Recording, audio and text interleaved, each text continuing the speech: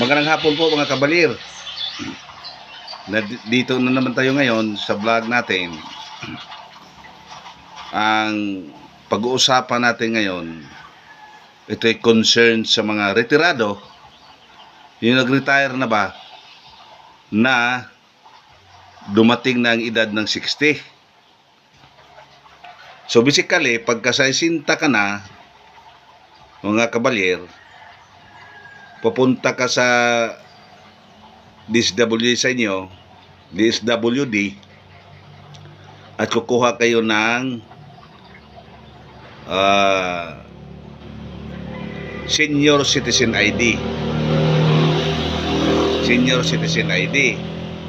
Ito para ito sa mga mga nagretiro ng mga kabalir na 60 na o sobrang 60.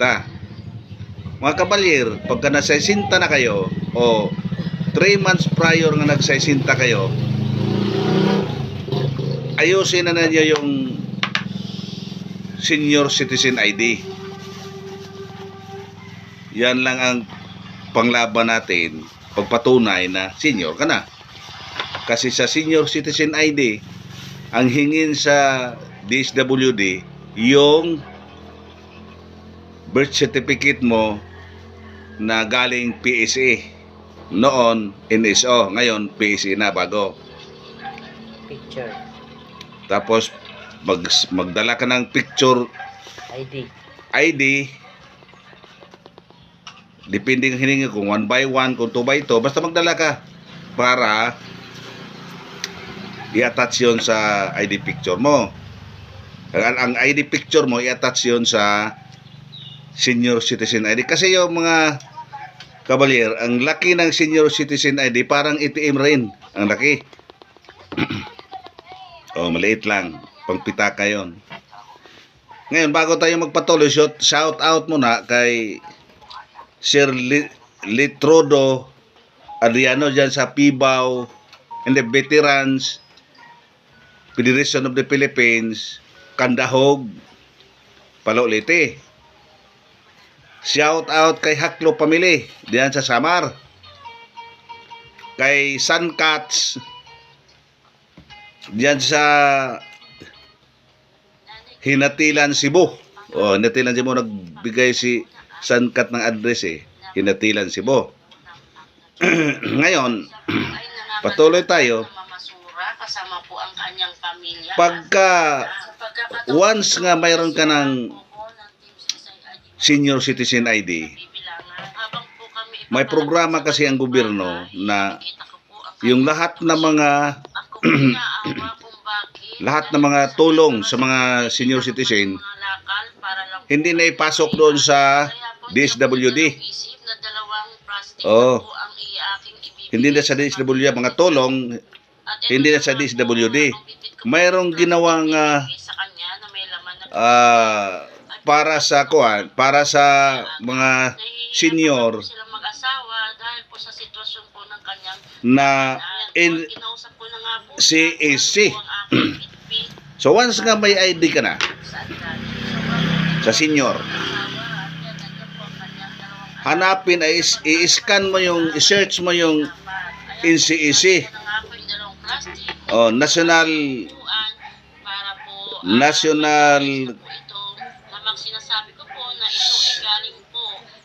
parang national certificate ito, National Senior National Certificate in NCEC, National Certificate of Senior Citizen. Branch ito rin ito sa gobyerno mga kabalir. Ngayon, under ito ng Republic Act 11350.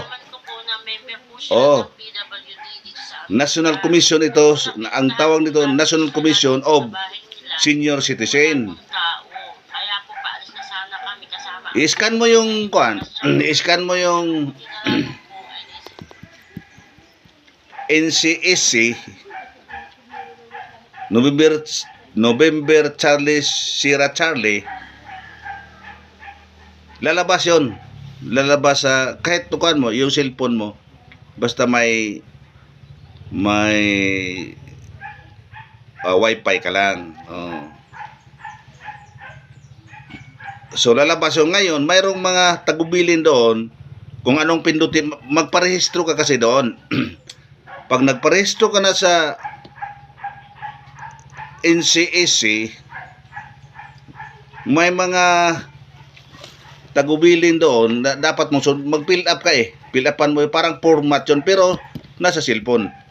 Parang format yun. May mga impormasyon na hilingin sa'yo. Ikaw nang bahala doon, ano yung sagot mo.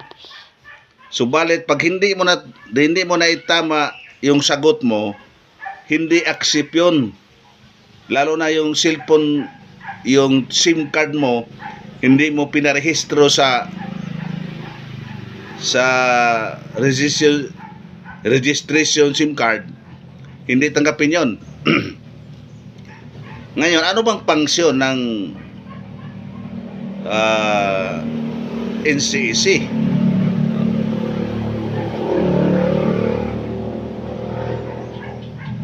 Ang NCEC kasi, yun ang serbisyo sa mga senior citizen. Ngayon, yung dati kasi, pagka may ayuda ang gobyerno, exclusive ito sa mga senior citizen sa sa mga retirado, senior na. Pagka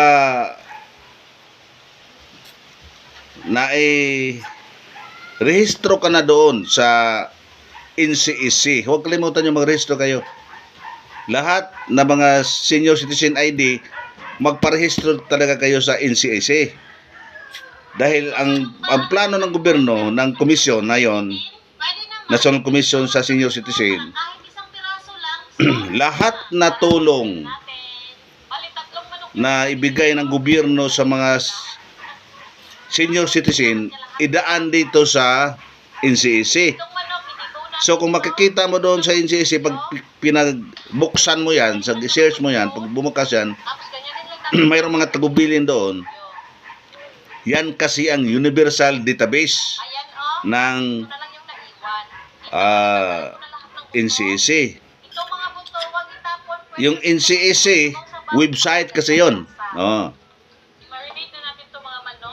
I-click mo lang doon yung NCEC website. I-click mo yung online registration. Yun lang.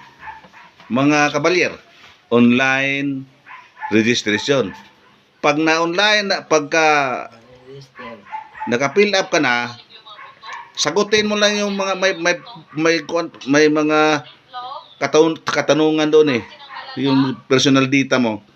Sagutin mo lang yun. Pagka nasagot na lahat, hahantong ka doon sa accepted. So, i-click mo yung accepted, tanggapin na yun. Mag-advise rin ng website nga your application is accepted. Yan mga kabalyer. So, tandaan, yung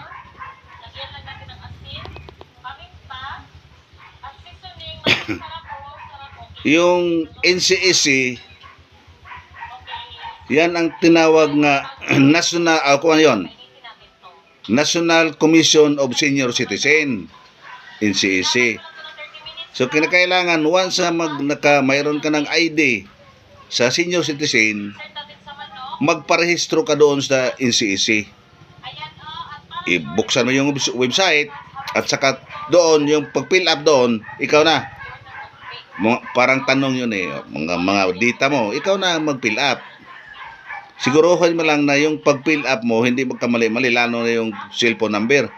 Kinakailangan yung cellphone number mo na gamit, yan ang ilagay mo. Kasi kung ibang cellphone number, hindi tanggapin yun. Pagka pinasa mo na, halimbawa, pinasa mo na.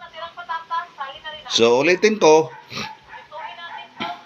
yung paghanap ng NCEC, National Commission of Senior Citizen, i-click mo lang yung online sa NCEC. lalabas yun pagka sa cellphone, halimbawa sa cellphone, i-search mo yun, lalabas yun. Nandoon na ang mga pagkailangan mong pilapan, lalabas yun, i-click mo yun kung magparehistro ka, kasi may tanungan doon, narehistro ka, o tapos ka na magrehistro. Yan ang, pag magparehistro ka, lalabas yung mga pilapanan para sa data mo. Oh. Pilapan mo. Tapos ng fill up, pag nag-accept ka na, may sabihin sa website nga, you are accepted sa yung pina-apply mong senior citizen. Pindutin mo na naman yung mayroon kasing nakatabi dyan sa data na yan, mayroong verify. Kung verify, pag verify, makita mo doon ang lahat na pinagpilapan mo. Makita doon. Kung tama ba? Ilalabas kung tama ba. Ngayon, kung mayroong mga mali-mali, huwag mo nang ipasa. Mahirapan ka na pag rehistro uli. Kinakailangan consistent, walang mali-mali ang pilapan. Hindi ka man magkamali dahil dita mo eh. Kailan ka na pinanganak, kasama yon. Anong, may asawa ka ba? Kaya yun mga, ang payo ko lang advice ko lang sa mga senior citizen na mga retirado, siguro yung asawa nyo kung buhay pa, senior citizen na rin yun. Kaya tulungan mo, o kayong dalawa, magparehistro talaga kayo sa NCEC, National Commission of Senior Citizen. Maliwanag mga kabalir. Ngayon, kung may katanungan pa kayo, pwede kayo mag-like.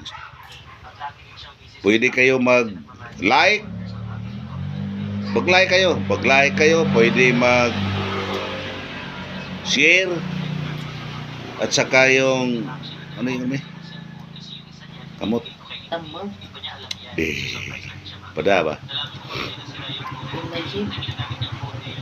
Like kayo, share. At saka itong vlog na ito, hahanapin nyo doon, kung i-review nyo doon, hanapin nyo doon sa vlog ko sa YouTube. Oh, nandun ito eh. Ipapadala ko ito sa YouTube. Makita nyo ang YouTube ko, ulitin, Miss Rock Vlog. Oh. Pag lumabas ang Miss Rock Vlog, may picture man ako doon, magkilaan ni si Kuan. Nandito na si Cavalier. So, sa ngayon lang na muna, magandang hapon sa ating lahat. Mabuhay ang retirado. Sige po.